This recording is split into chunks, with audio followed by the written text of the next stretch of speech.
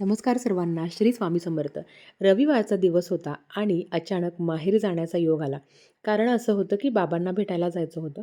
माझे बाबा जे अखंड दत्तभक्त आहे, कदाचित त्यांचेच गुण आमच्यात आहे की आम्ही सगळे कुटुंबातील स्वामी भक्त आहोत. बाबांना भेटण्यासाठी जायचं होतं कारण 94 वय आहे आमच्या बाबांचं. म्हटलं चला भेटून येऊया.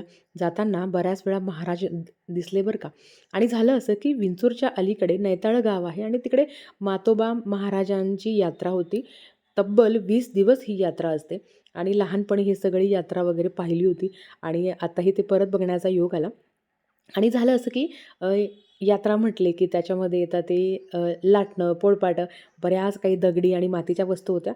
त्या खरं घ्यायच्या होत्या, पण गर्दी एवढी होती की गाडी थांबवणं शक्य नव्हतं. तर हे ना आमच्या राईट साईडला मंदिर होतं. तर कसंबसं आम्ही रस्ता काढला आणि घरी गेलो. अर्थात घरी गेल्यावर आई दृष्ट काढत असते आणि स्वामीला हे पाहून फार कुतूहल वाटतं. आमच्या स्वामींना कुत्र्यांचा फार वेड बरं का. गाई आणि कुत्रे त्याला प्रचंड आवडतात. तर खाऊ घालण्यासाठी तो एक मला चान्स मिळाला.